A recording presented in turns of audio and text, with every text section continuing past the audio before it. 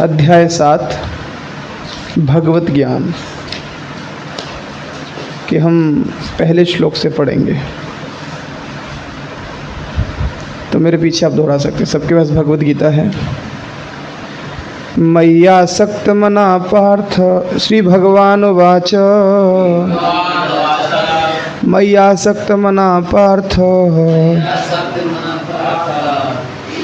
योगम युञ्जन मद आश्रया योगम युञ्जन आश्रया असंशयं समग्रं मां यथा ज्ञास्यसि तच्छृणु।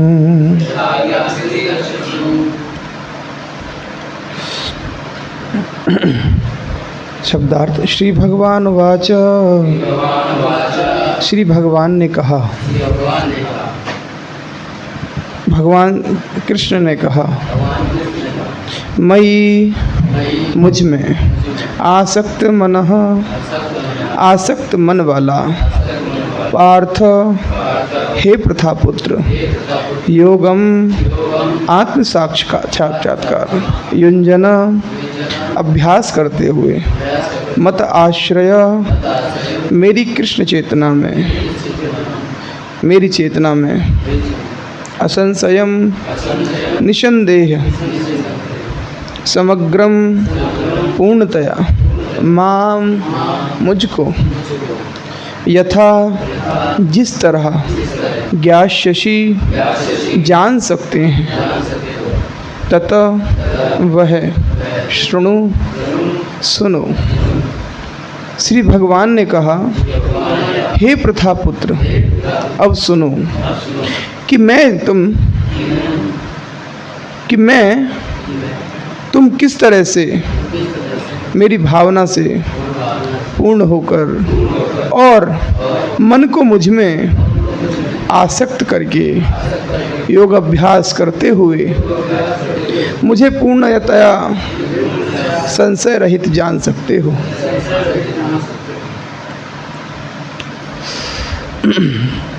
तो यहाँ पर भगवद गीता का 7वां जो अध्याय है,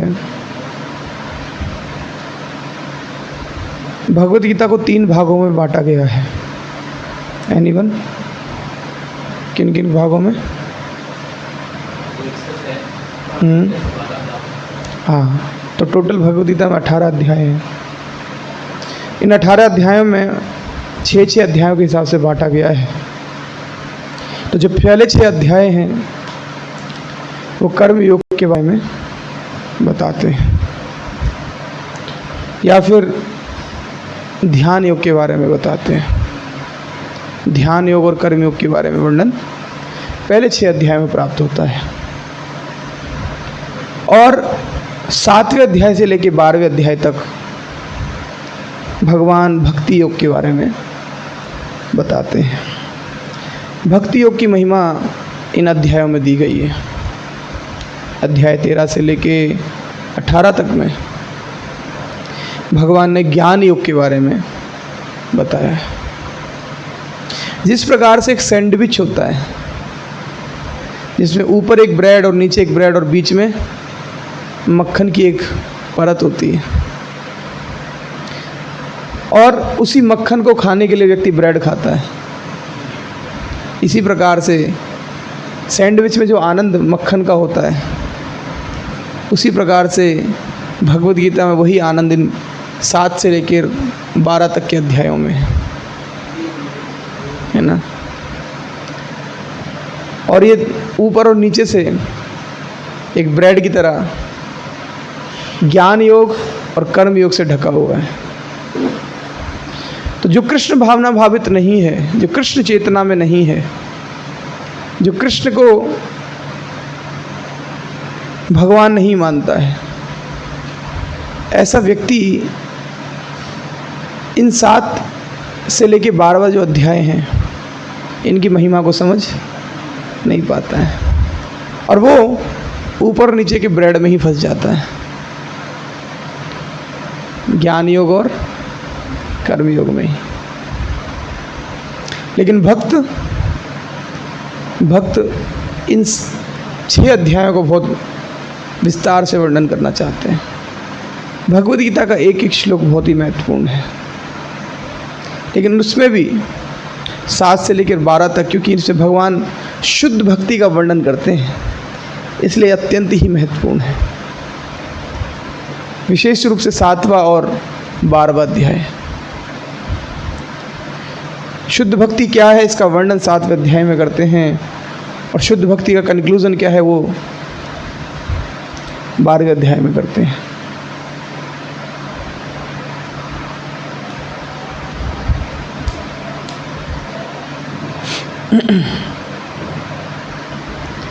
तो हम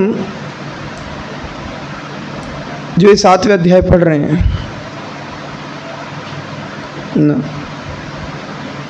इस अध्याय का नाम है भगवत ज्ञान। इंग्लिश में इसका नाम क्या है? The knowledge of the absolute. जो एब्सोल्यूट है इसका ज्ञान। तो आखिरकार 7वें अध्याय तक भगवान को पहुंचने की आवश्यकता क्या पड़ी? क्यों 7वें अध्याय पर भगवान पहुंचे? क्या 6ठे अध्याय तक अर्जुन के प्रश्न का उत्तर नहीं मिला उसे? तो 7वें अध्याय तक उनको पहुंचने की आवश्यकता क्या थी? तो बताते हैं 6ठे अध्याय के आखिरी में जो आखिरी श्लोक है, उसमें भगवान जो योगियों में सर्वश्रेष्ठ योगी है, सबसे बेस्ट योगी है, उसका वर्णन कर रहे हैं कि बेस्ट योगी कौन है। योगी नाम अपि सर्वेशाम, योगियों में सर्वेशाम, सारे योगियों में कौन सा योगी? योगी नाम अपि सर्वेशाम मद्गतेर अंतर आत्मनः। क्योंकि ध्यान योग के बारे में, अलग अलग प्रकार के योगों के बारे में भगवान ने 6ठे अध्याय तक वर्णन किया। लेकिन प्रश्न अर्जुन का उठता है कि भगवान आपने इतने प्रकार के योग बता दिए, सबसे अच्छा योग कौन सा है? भगवान कहते हैं उन योगियों में वो सर्वश्रेष्ठ योगी वो है, योगी नाम अपि सर्वेशाम मद्गतेन अंतर आत्मनः, जो अंतर आत्मा में क्या करता है? हाँ, मेरा ही चिंतन करता है, श्रद्धापूर्वक मेरे ही परायण है, मुझे शरणागत है। मद्गतेन अंतर आत्मनः, और क्या करता है? श्रद्धावान भजते यो माम, और श्रद्धा पूर्वक वो क्या करता है? भक्ति करने के लिए श्रद्धा की आवश्यकता है।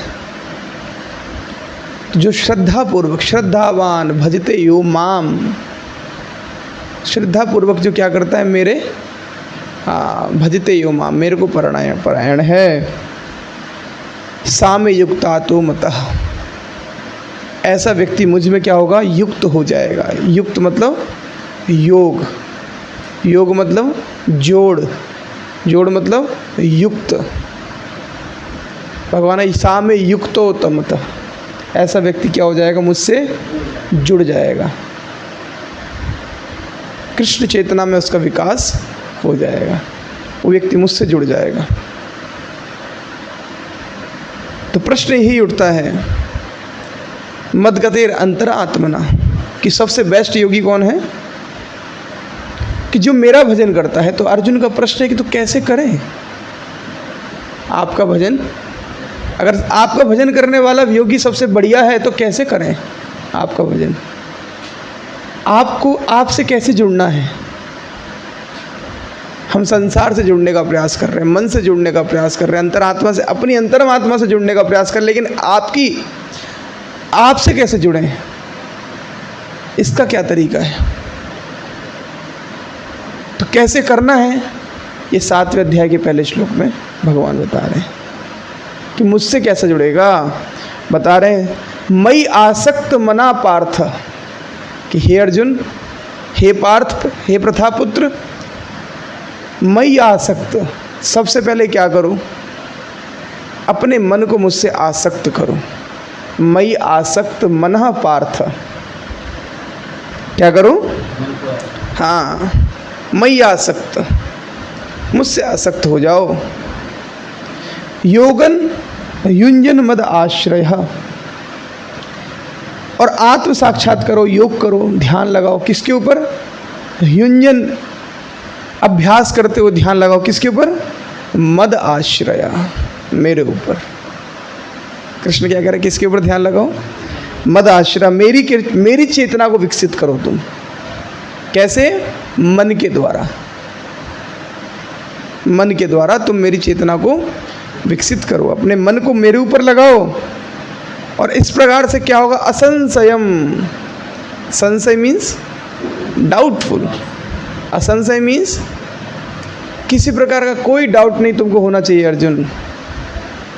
किसी प्रकार का संदेह मत रखो तुम। निसंदेह असंशयम समग्रम माम। समग्रम मीन्स पूर्णतया, असंशयम, है ना? निसंदेह असंशयम समग्रम माम। तुम क्या करोगे? मुझे पूर्ण रूप से मुझे जान जाओगे। संपूर्ण रूप से तुम क्या करोगे? असंशयम, निश्चित रूप से तुम मुझे पूर्ण रूप से समझ जाओगे। असंशयम समग्रम माम, मुझको पूर्ण रूप से तुम क्या करोगे? हाँ, यथा ज्ञास्यसि, इस प्रकार से तुम जान जाओगे।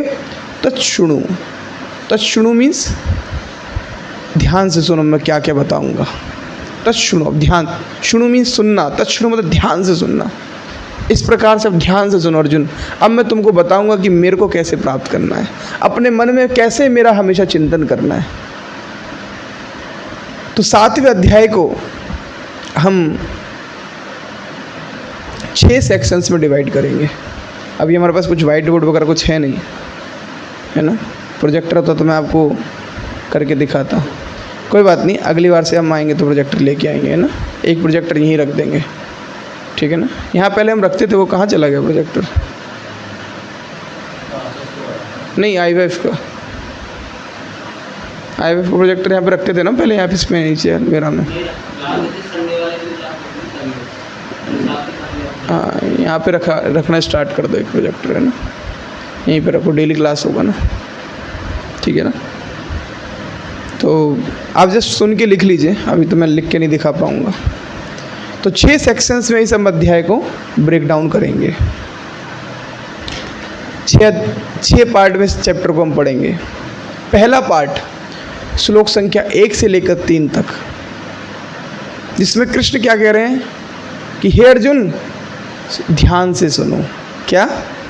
जस्ट हियर, कुछ मत करो। क्या करो? सुनो। किसके बारे में सुनो? अगर कृष्ण के बारे में जानना है, मेरे बारे में जानना है, तो ध्यान से सुनो, कृष्ण के बारे में सुनो। तो पहला सेक्शन है जस्ट हियर। क्या? जस्ट हियर, सुनो।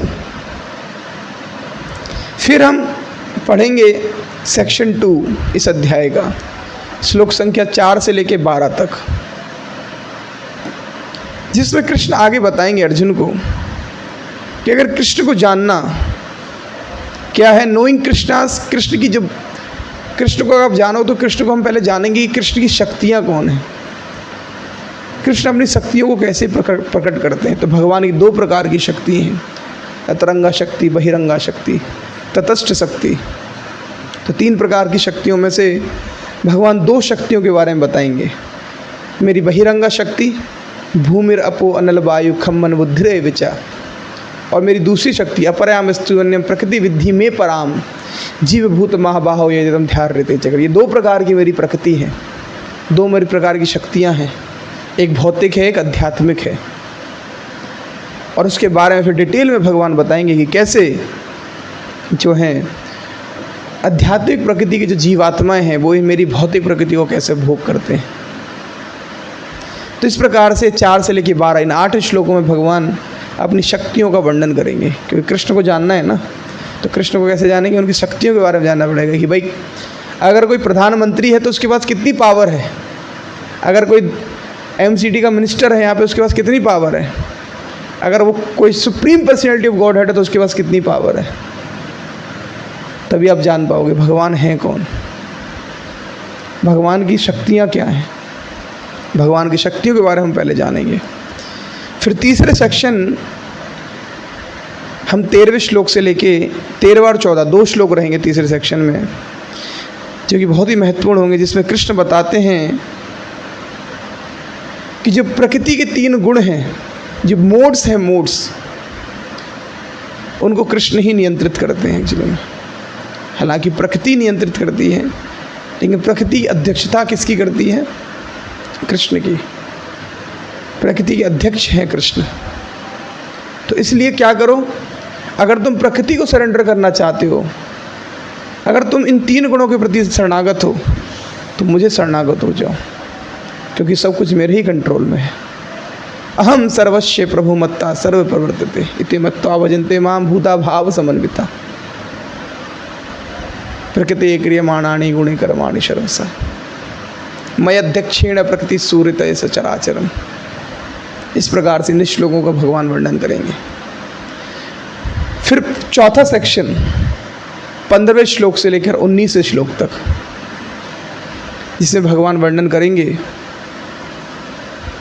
कि जो व्यक्ति पायस नहीं है, जो व्यक्ति इम्पायस है, पापी है, दुराचारी है, राक्षस प्रवृत्ति के लोग हैं, वो मेरे बारे में सुन भी लेते हैं, मेरे को जान भी लेते हैं, लेकिन फिर भी मुझे शरणागत नहीं होते। और दूसरे जो प्रवृत्ति के, जो पायस प्रकार के लोग हैं, उत्तम श्रेणी के जो लोग हैं, इस प्रकार के 4 लोग होते हैं जो कि मेरी शरण में आते हैं। अपित्वेषु दुराचारो भजते माम अनन्य भाग, नहीं क्या है, आर्थ अर्थात जिज्ञासी ज्ञानी च बरसवा। और दूसरा श्लोक है नामे दुष्कृति नो मूढ़ा प्रपद्यन्ते नाराधमा, है ना, आशुरिम भाव आश्रिता, माया प्रतिज्ञाना आशुरिम भाव आश्रिता। ये 4 प्रकार के लोग मेरी शरण में नहीं आते, जिसका हम वर्णन आगे आने वाली क्लासेस में करेंगे, चौथे सेक्शन में। उसके बाद 5वें सेक्शन में भगवान बताते हैं कि कई बार लोग मूर्खतावश देवी देवताओं की शरण में जाते हैं। हालांकि अगर उन देवी देवताओं की शरण में भी जाते हैं, अल्टीमेटली सब कुछ मेरी ही शरण में आएगा, क्योंकि मैं ही भगवान हूँ, सब कुछ मेरे ही नियंत्रण में। तो लोग जो हैं ब्रह्म की शरण लेते हैं, कई बार देवी देवताओं की शरण लेते हैं, मायावाद दर्शन का शरण लेते हैं। और भगवान 20 से लेकर 25 तक इनके बारे में भगवान वर्णन करते हैं। सरेंडर टू डेमीगॉड्स एंड इम्पर्सनलिज्म, है ना। और फिर आखिरी सेक्शन, 6ठे सेक्शन में भगवान बताते हैं कि बिविल्डरमेंट, जो संसार में आपके घबराहट है, आप कंफ्यूज हो, आप परेशान हो, उससे आप कैसे बाहर निकलोगे। और फ्रीडम, असलियत में आज़ादी क्या है? असलियत में आज़ादी है भगवान को शरणागत हो जाना। और इसके बारे में bewilderment and freedom by knowing Krishna, अगर आप कृष्ण को जान जाओगे तो आप जीवन में कभी गलत डिसीजन नहीं लोगे। आपकी बिविल्डरमेंट, घबराहट, परेशानियां सब खत्म हो जाएंगी आपकी। तो ये 6 सेक्शंस में हम इस अध्याय में पूरे 30 श्लोक हैं, उन 30 श्लोकों हम 6 सेक्शंस में पढ़ेंगे। आज हम प्रयास करेंगे कि कुछ 3 श्लोकों आज हम कवर कर सकें, बाकी श्लोकों को हम अगले सेक्शन में से कवर करेंगे।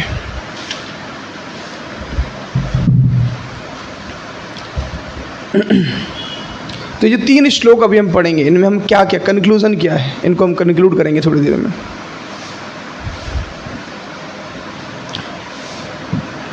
तो इसमें क्या है, 7.1 में 4 चीज़ भगवान बता रहे हैं। कितना? पहला कि मुझसे सुनो। क्या?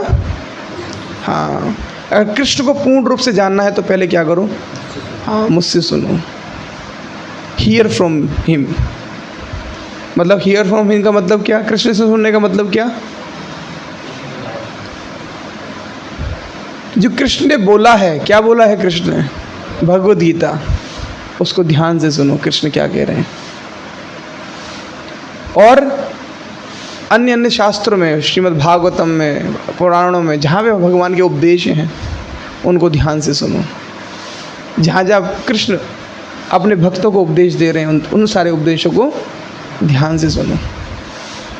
इसका अर्थ क्या है? और इस प्रकार से अगर आप सुनोगे तो आप कृष्ण को जान जाओगे। दूसरा क्या बता रहे हैं इस श्लोक में? प्रैक्टिसिंग भक्ति योगा, कि क्या किस चीज़ का अभ्यास करो? भक्ति योग का। युञ्जन मदाश्रय मयि आसक्त, है ना। तीसरा, अपने मन को मुझसे आसक्त करो, मयि आसक्त मनः, क्या? हाँ।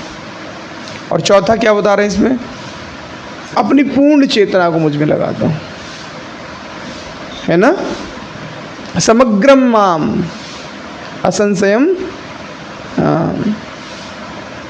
युञ्जन, युञ्जन मतलब, है ना, अभ्यास करते हुए, आत्म साक्षात्कार का अभ्यास करें, मेरी चेतना में लगा दो पूर्ण रूप से अपने को, पूरी चेतना को मेरे ऊपर लगा दो, अपनी चेतना को कृष्ण भावना भावित कर दो, है कि नहीं। तो हम परपट में पढ़ते हैं, परपट में बहुत इम्पोर्टेंट, मेरी बुक एक्चुअली में अभी है नहीं भगवद गीता, तो मैंने अपनी परपट में टिक करके रखता हूँ प्रॉपर्ली, ठीक है ना। तो कोई नहीं, आप लोग इस श्लोक में आप देखोगे तात्पर्य में बहुत सारी चीज़ें प्रभुपाद जी बता रहे हैं। तो पहला प्रभुपाद जी बता रहे हैं कि पूर्ण रूप से और वैज्ञानिक तरीके से कृष्ण के बारे में जो ज्ञान है, यहाँ पर इस श्लोक में पूर्ण रूप से और वैज्ञानिक तरीके से कृष्ण के बारे में क्या ज्ञान दिया गया है। ना कि कृष्ण कह रहे हैं कि मैं ब्रह्म हूँ, मेरा कोई रूप नहीं है, या मैं परमात्मा हूँ, नहीं। व्यक्तित्व के रूप में भगवान बोलते हैं कि मैं व्यक्ति हूँ और मुझे जानो, मेरे ऊपर ध्यान लगाओ, है कि नहीं। तो ये कहाँ पे है? ना?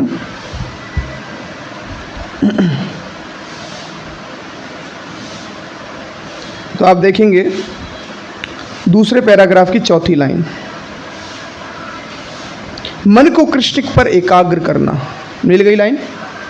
दूसरे पैराग्राफ की चौथी लाइन, मन को कृष्ण पर एकाग्र करने से ही मनुष्य परम सत्य को पूर्णतया जान सकता है, अन्यथा निर्विशेष ब्रह्म ज्योति और अंतर्यामी परमात्मा की अनुभूति परम सत्य का पूर्ण ज्ञान नहीं है।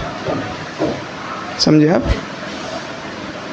पूर्ण ज्ञान नहीं है, क्योंकि यह आंशिक होती है। अगर आप परमात्मा रूप में भगवान को समझ रहे हो, अगर आप भगवान को निर्विशेष रूप में समझ रहे हो, या ब्रह्म ज्योति के रूप में समझ रहे हो, या अंतर्यामी परमात्मा के रूप में समझ रहे हो, अगर आप समझ भी गए भगवान को इस रूप में, फिर भी आप भगवान को पूर्णतः नहीं जान पाओगे। ये भी क्या है? आंशिक रूप से आप भगवान को जानोगे।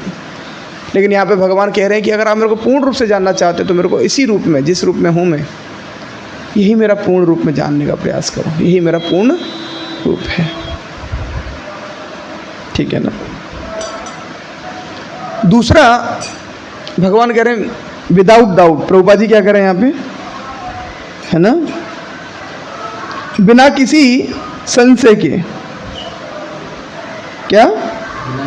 हाँ, बिना किसी संशय के। ठीक है ना।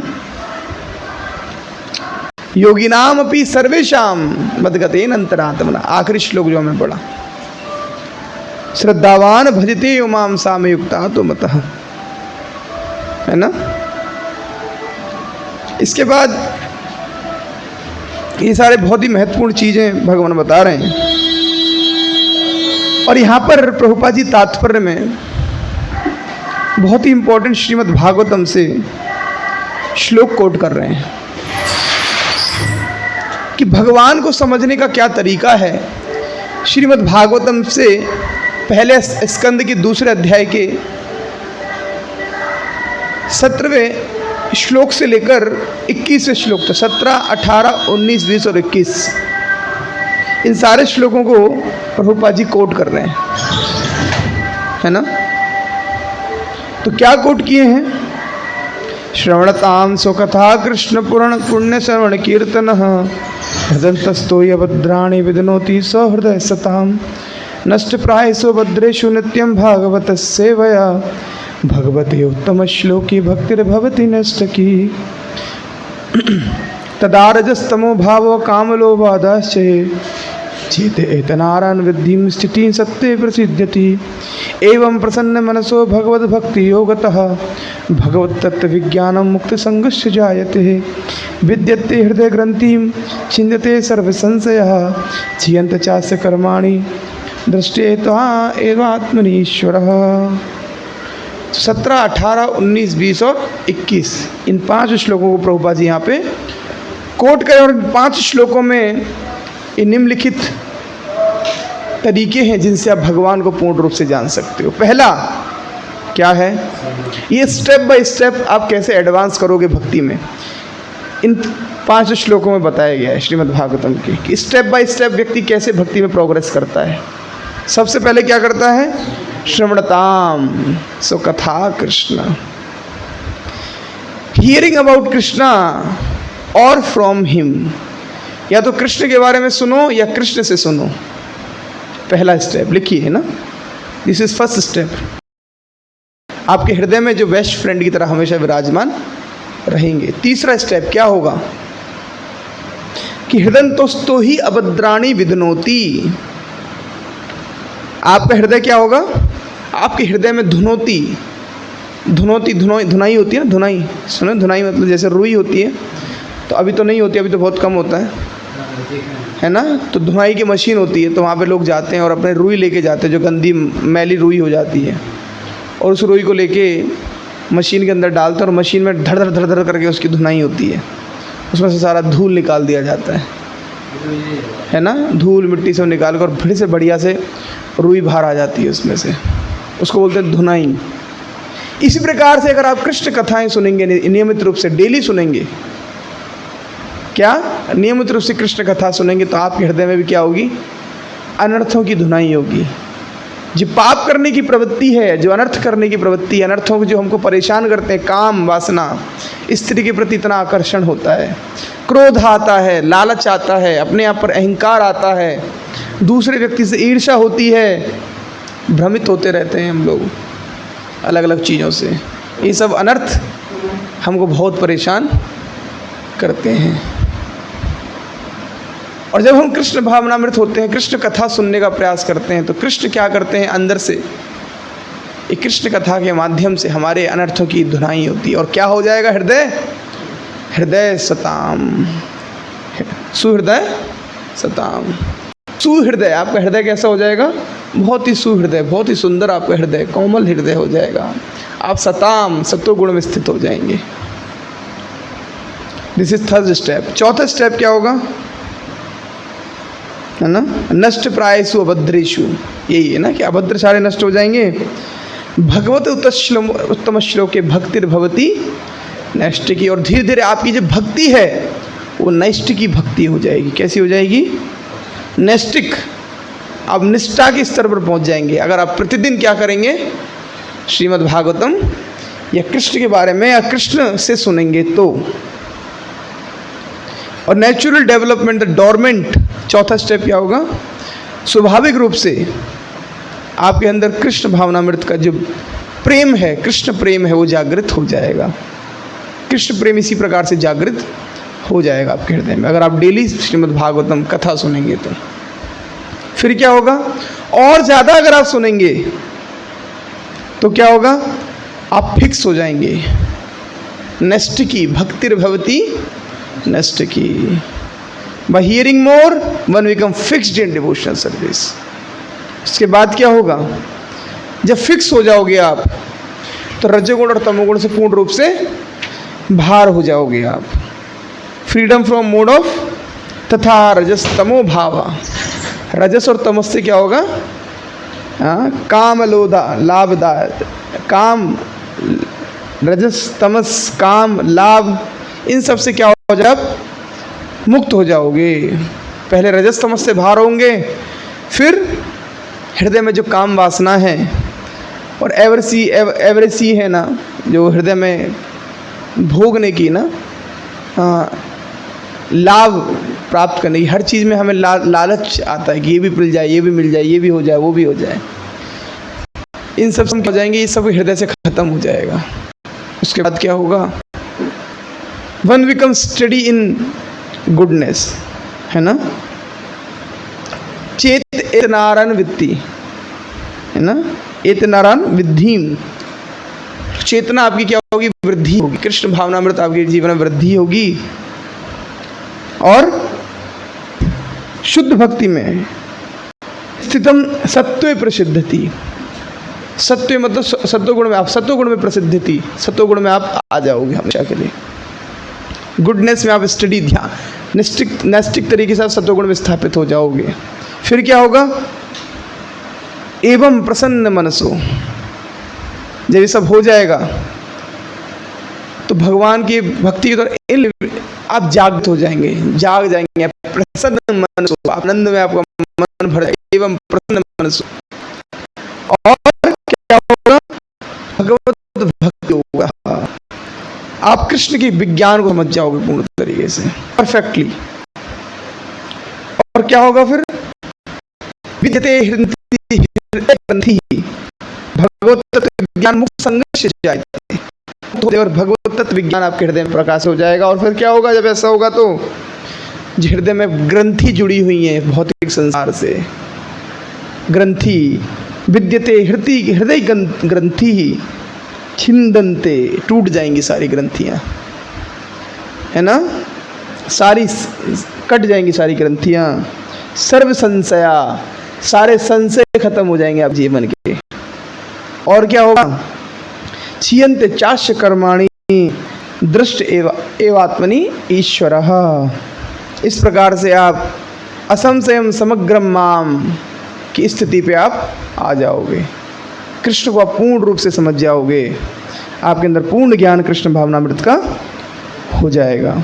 और अंत में इस श्लोक का तात्पर्य का प्रभुपाद जी कंक्लूड करते हैं। कंक्लूजन इस प्रकार से देते, the only way to understand the science of Krishna, एक ही तरीका है कृष्ण के विज्ञान को समझने का, और वो क्या है? कि कृष्ण और कृष्ण के भक्तों से कृष्ण के बारे में सुनना। तो आखिरी लाइन प्रभुपाद जी कर रहे हैं, अतः श्री कृष्ण से या कृष्ण भावना में भावित भक्तों के मुखों से सुनकर ही कृष्ण तत्व को जाना जा सकता है। आखिरी लाइन मिल गई सबको, आखिरी लाइन। तो यही एकमात्र तरीका है जिसके माध्यम से आप कृष्ण और कृष्ण को जान सकते हो। तो आज हम यहीं पर विराम देंगे। किसी का कोई प्रश्न है तो पूछ सकते हैं। आज हमने केवल एक ही श्लोक का पढ़ा है ना, मैं सोचा था इस सेक्शन को पूरा करूँगा। हाँ, तो कोई प्रश्न कोई पूछना चाहते हैं आप में से? कोई माइक दे दीजिए इनको। हाँ जी, आपने बोला ग्रंथि सारी टूट जाएंगी हृदय से। हाँ, हृदय से ग्रंथि टूट जाएंगी। ग्रंथि हृदय से ग्रंथि कि ये मैं हूँ, ये मेरा बैग है, ये मेरा लैपटॉप है, ये मेरी गाड़ी है, ये मेरे पापा, ये मेरी मम्मी, ये मेरा देश, ये मेरा भेष, ये मेरी सोसाइटी, ये मेरी दुनिया, मैं और मेरा, मैं फंसे हुए हम लोग बहुत ज़्यादा।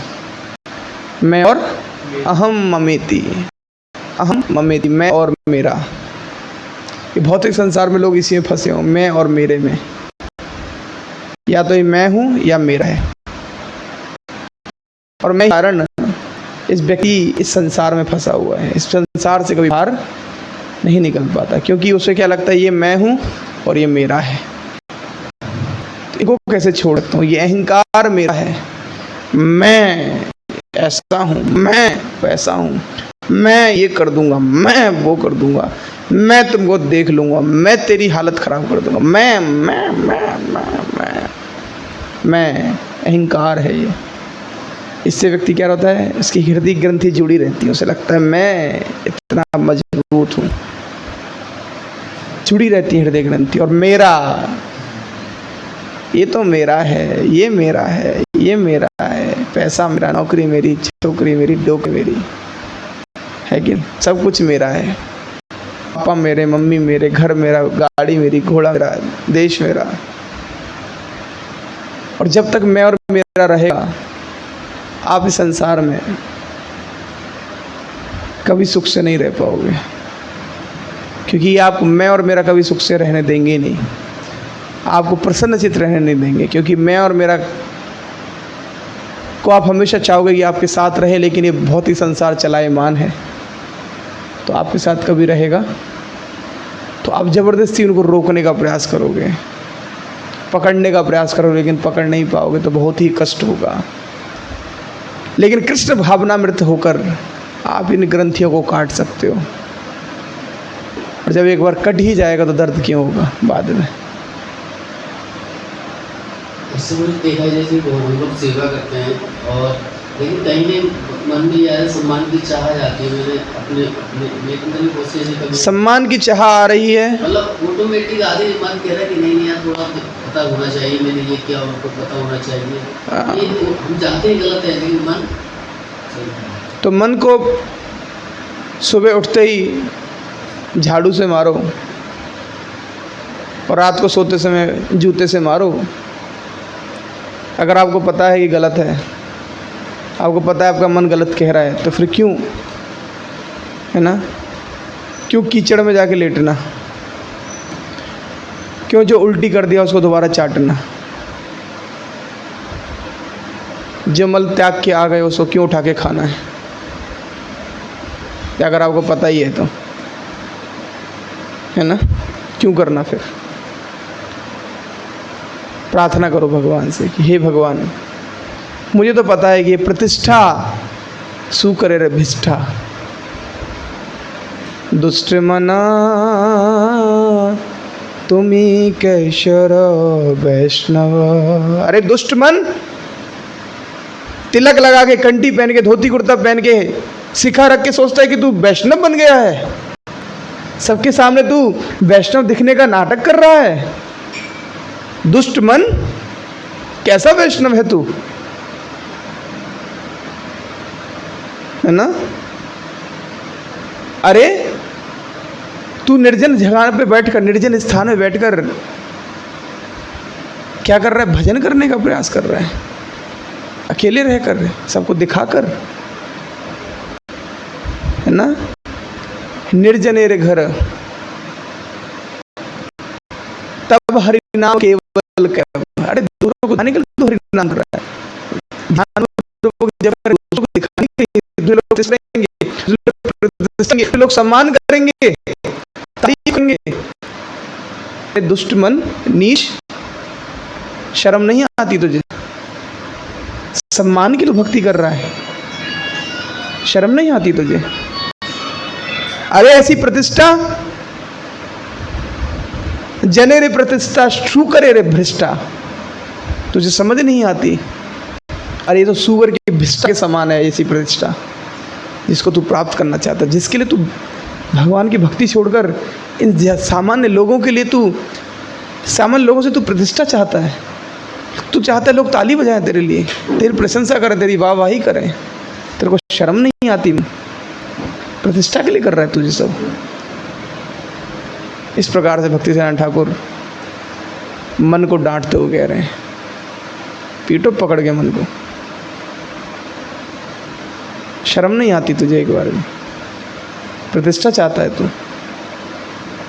यही तरीका है मन को समझाने का, है ना। नहीं मानेगा, कुत्ते की दुम मानती, कितने सीधा कर लो सीधी नहीं होती। मन वही कुत्ते की दुम है एक्चुअली, और उसे सुधार जल्दी नहीं सकते उसे। कुत्ते की दुम है मन। दो ही तरीके हैं। रघुनाथ दास गोस्वामी कहते हैं, हे मन, तेरी वजह से मैं कितने कितने संसारों में, कितने कितने जन्मों में भटक रहा हूँ। मैं हर जन्म में तेरी बात मानता हूँ, हर जन्म में तेरी बात सुनता हूँ, और तू मेरे को अनर्थ के गर्तों में लेके चला जाता है। तू मेरे को बार बार, हर जन्म में तू मेरे को अंधे को ढकेलता है। मैं हर जन्म में तेरी बात मानता हूँ, हर जन्म में तेरी बात सुनता हूँ, लेकिन इस जन्म में तू मेरे को छोड़ दे।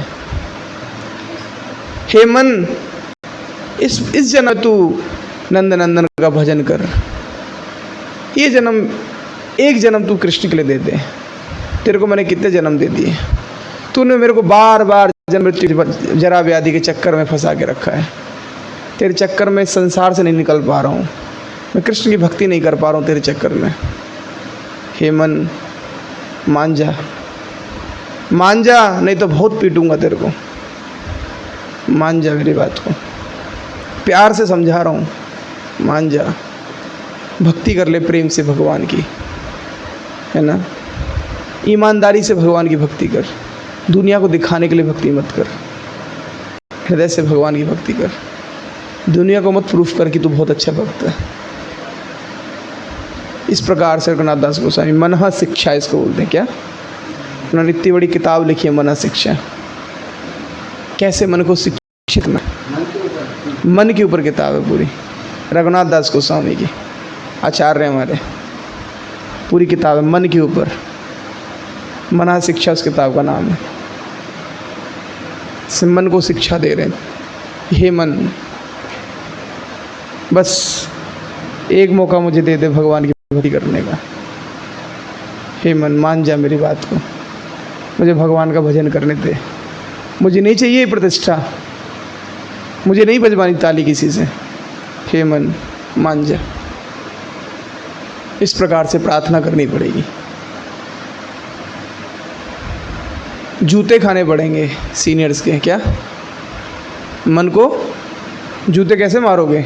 सीनियर्स के इंस्ट्रक्शंस, सीनियर के इंस्ट्रक्शंस ही वो जूते हैं। उनको जब फॉलो करोगे तो मन को जूते जैसा लगेगा वो। अरे जूते मारे मेरे को तो। और ध्यानपूर्वक जप झाड़ू की तरह है ना।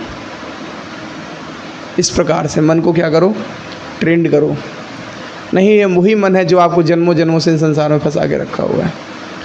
एक दो जन्म उसके लिए कुछ नहीं है। ये जन्म भी ऐसे निकाल देगा, आपका पूरा निकाल देगा, पकड़ पकड़ के आपको भौतिक कार्यकलापों में लगा के रखेगा, आपको भौतिक गतिविधियों में लगा के रखेगा ये मन। इसलिए अभी से सिखाओ इसको, ट्रेंड करो कि मई आसक्त मना पार्था। कि कृष्ण कह रहे हैं कि अपने मन को मेरे ऊपर आसक्त करो अर्जुन। मई आसक्त योगन युंजन मदाश्रय। मन मना भव मद भक्तो। अपने मन को मन मना मद भक्तो, है ना। मन से मेरे भक्त बन जाओ, है कि समझ रहे हैं आप। मन में हमेशा मेरा चिंतन करो। मन ही एकमात्र आपका शत्रु है। शत्रु आपके आसपास नहीं है, शत्रु कहाँ है? आपके अंदर बैठा हुआ है। और हम दुनिया में ढूंढ रहे हैं आपका शत्रु कहाँ है। शत्रु कहाँ बैठा है? आपके हृदय में बैठा हुआ है, जो आपको भक्ति नहीं करने देगा। निश्चित रूप से आपको भक्ति से दूर ले जाने का ये पूरा प्रयास करता है। कभी वैष्णव में दोष देखेगा, कई वैष्णव में कमियां देखेगा, कभी सिस्टम में कमियां देखेगा। अलग अलग तरीके से क्या करेगा मन? आपका दुश्मन आपके अंदर बैठा हुआ प्रयास करेगा कि छोड़ दे ये भक्ति। अरे मूर्ख, क्या करेगा भक्ति करके? अरे देख, स्त्रियां भटक रही हैं संसार में तेरे बिना, जाके इनका भोग कर। अरे इतना पैसा पड़ा हुआ है, जाके इनका एंजॉय कर। अरे इतनी सारी प्रॉपर्टी किस काम आएगी? जा इसका एंजॉय कर, जा कुछ तेरे भोग के लिए है। जाके पापा मम्मी बन जा तू, है कि नहीं। और बच्चों को मास्टर, बच्चों को कंट्रोल कर तू, है कि नहीं। पापा बन जाओ, जाके क्या बन जाओ? पापा बन जाओ। तो पापा बन के ऑर्डर दो बच्चों को, है ना। मन ऐसा करने के लिए बोलेगा। तो हम इसी के साथ विराम देते हैं। यहाँ पे समय हो गया है, प्रसाद भोग लग गया है और मुझे भी जाना है ना। श्रील प्रभुपाद की, समेत गौर भक्तवृंद की, निताई गौर प्रेमानंदे। हरि हरि।